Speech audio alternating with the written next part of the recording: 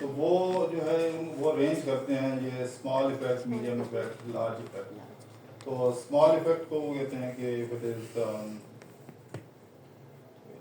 नहीं ये था कि हाँ ये ऊपर वाला सॉरी कौन स्टैंडर्ड्स जो हैं ये उसके कि स्मॉल इफेक्ट ए 15% लेस तो seriousness, and medium effect between 15 and 36, and large effect exceeding 36 and then crossing 51 is the best.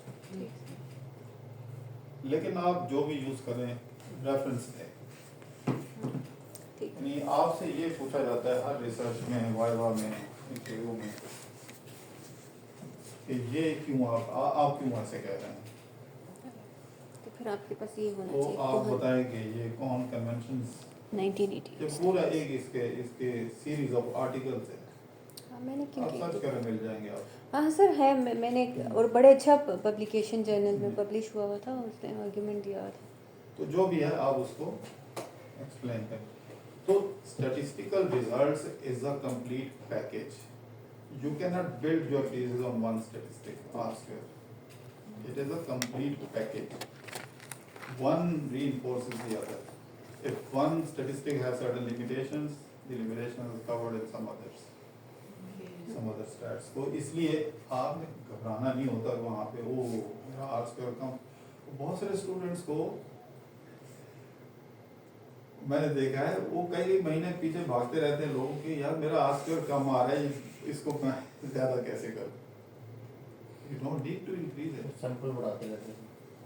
अब बाकी और चीज़ें करके देखें, ट्रांसफॉर्मेशन करें डाटा की, फिर देखें इम्प्रूव। भारत मेरा ख्याल हमने काफ़ी इस पर डिस्कशन कर ली, थोड़ा सा आगे चलते हैं, इसमें इसको कंप्लीट करते हैं। तो सर एक पॉइंट मेरे माइंड में आ गया। जी फॉर एग्जांपल अभी आपने कहा कि ज़रूरत नहीं होती है आर स्क्वायर की एफर्ट करें कि ज़्यादा हो। जी ज़बरदस्ती। जी, तो फॉर एग्जांपल हमारे ये दो variables are insignificant, so shouldn't we go and find out some other variables that are really important? बिल्कुल इनको रिसर्च छोड़ प्रोसेस। दें, हाँ इनको छोड़ें कि इनको नहीं छोड़ें? नहीं छोड़े नहीं, इसके आगे मैं आपको बताऊंगा कि इनका इंडिविजुअल आर स्क्वायर भी हम कैलकुलेट कर सकते हैं, वो मैं आपको बताऊंगा, सिखाऊंगा। ये तो ओवरऑल आर स्क्वायर निकला है, ठीक, हर एक इंडिपेंडेंट वेरिएबल का टोटल वेरिएशन में अभी यहाँ से नहीं पता लग रहा, जी, टोटल वेरिएशन इन अचीवमेंट में हर एक का कितना कंट्रीब्यूशन है, ये तो ओवरऑल पता है 40%, वो भी कर सकते हैं। आप सिखाऊंगा इंशाल्लाह, इस सब हम ज़्यादा इन चीज़ों पे ज़्यादा। तो सर हमारी रिसर्च का ऑब्जेक्टिव क्या होता है? Are we interested in studying one specific variable और maybe one specific area, या हमारा ऑब्जेक्टिव भी होना चाहिए कि हम ज़्यादा एक्सप्लेनेटरी पावर दिखाएं? Very simple. When you are conducting a study, the light or the guidance you are seeking from a theory. ठीक है, above all. Number one. Number two, how many studies have been conducted on this theory? आपने theory में पढ़ा है कि 2 variables are related, 3 variables are related. तो study में 30 variable किधर से आ जाते हैं, ठीक है ना। आपने जिसने कहा ना कि हम कर क्या रहे हो, 30 वेरिएबल्स क्यों आते हैं, तो बेसिकली ये आप आज से ध्यान में रखें, when you are testing a theory, in fact you are testing assumptions of the theory. If the assumptions are valid as the original country, original economy, the results will be similar. तो आप assumptions को test कर रहे होते हैं basically.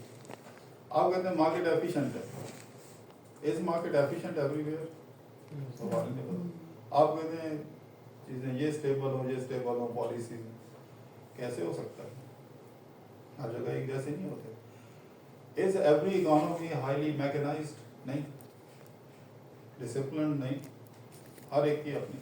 तो basically जब हम कहते हैं कि the conditions do not exist here, this is violation of assumptions of the theory. तो empirical evidence इसलिए तलाश किया जाता है। तो आपके ऑब्जेक्टिव की तरफ The objective of the study is when you say my objective is to test the validity of say agency cost, any social value theory or any other theory. So basically you are testing the assumptions, whether similar assumptions exist here, apply here or not.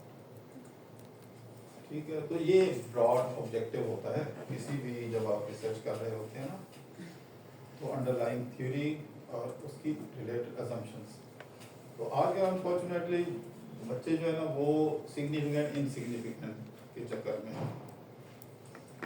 जो उसकी history है, जो उसका historical background है, जो उसका एक evolution process है, all this is based on assumptions. वो कंडीशंस जो एग्जिस्ट करते थे वो आज होते हैं कि नहीं, तो हम एज्यूम कर रहे होते हैं कि एज इफ दे एग्जिस्ट और they don't exist, then what happens. तो ये गलत बात है. ठीक है, तो ये तो कॉन्फिडेंस का आ गया. Zero order is simple correlation. Partial correlation ये थोड़ा इम्पोर्टेंट है, खास तौर पे एचआर मार्केटिंग में बहुत इम्पोर्टेंट है. आप कंट्रोलिंग इफेक्ट निकाल रहे हैं तो बड़ी एफर्ट करते हैं कि इसको यहाँ रख दे, एक स्टेप में ये निकल आता है. ये all these are controlling effect, controlling relationship. Something is being controlled. Partial correlation में क्या है, ये नंबर है, 1 to 1. ये रफ कोरिलेशन है, सिंपल कोरिलेशन जिसको आप कहते हैं. आप कोरिलेशन का फार्मूला लगाते हैं तो इसको टेक्निकली जो IBM का ये SPSS सॉफ्टवेयर है वो इसको जीरो ऑर्डर कह रहा है. Simple correlation. पार्शियल कोरिलेशन क्या है, इसको आपने देखना है कि ये किसके सामने है. इंटरेस्ट है. इंटरेस्ट ये जो वेरिएबल्स हैं इनकी आपस में कनेक्टिविटी होती है. फॉर एग्जांपल अगर इंटरेस्ट है तो only then you will be spending more time. Connectivity है.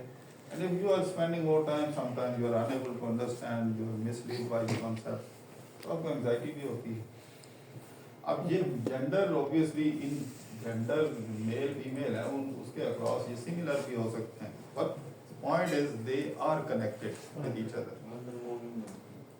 Now researcher wants to separate the effect of some of the independent variables and wants to learn the pure effect, pure relationship. So part and partial correlation is for that purpose. For example, ये जो मैं इधर ये खड़ा हूँ, इस variable में से जो भी इसके सामने है, इसमें से बाकी जो 3 है उनका इफेक्ट निकाल दिया गया. रेसिडुअल वैल्यूज बच गई, उसको हमने रिकॉर्ड कर ली वैल्यूज. ठीक है, इसमें से जितने वेरिएबल्स का इफेक्ट निकाला है उतने ही वेरिएबल्स का इफेक्ट हमने डिपेंडेंट वेरिएबल से भी निकाल लिया, उसका भी रेसिडुअल बच गया. तो प्योर एक चीज आ गई. उन दो प्योर सीरीज का जो रिलेशनशिप है that is known as partial correlation. तो पार्शियल सिर्फ हम पार्शियल कोरिलेशन को पता नहीं उसका नंबर क्या है, सिग्निफिकेंट क्या है कि हम उसके जब बच्चे को कहते हैं, बच्चे नाराज होता है सच में. तब उसको कहते हैं कि यार इसकी कोई सही मीनिंग तो निकाल, कोई मतलब ही बता. पार्ट का क्या मतलब है. Remember in case of partial you remove the effect of rest of the variables from both dv and this particular iv जिसके सामने ये है. But in case of part you don't need to remove the effect from dv but only from this particular iv. That is why it is known as part. Yes. ठीक, इसका लंबा चौड़ा procedure है. मैंने आपको एक असाइनमेंट दी है, assignment number 2. कुछ मैं आपको करके दिखाऊंगा ताकि ऐसा ना हो कि आप कहें कि जी ये क्या बताया है नहीं. ये सारा कुछ आपको, तो थोड़ा इसको इसमें से मैं Sir, can you explain this with the related example? मुझे समझ नहीं आ रही. मैं बताता हूँ इसका मीनिंग क्या होगा. इधर अगर हम इधर खड़े, पहले ये 0.514 this independent variable in your interest and the achievement score are connected by 51%. Right. positively. So if achievement score Increases. and हम ऐसे नहीं कह सकते both achievement score and interest move in the same direction. अच्छा, One is ठीक। increasing, the other is increasing. Understood. One is decreasing, the other is decreasing. Very clear. You should be very clear. Both are moving in the same direction. Both are decreasing, both are increasing. ये simple raw score है.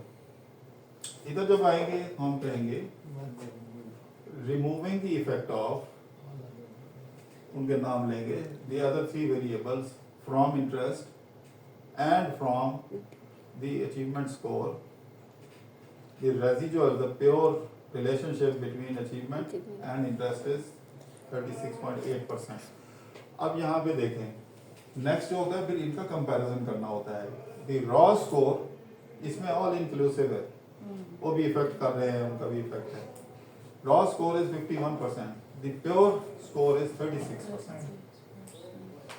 Interest में से अब interest को shadow कर रहे हैं, effect कर रहे हैं, बाकी भी इंडिपेंडेंट वेरिएबल. आप कहते हैं कि नहीं इसको जरा साइड पर रखो ना, पहले मुझे ये देखें 1-to-1 relationship.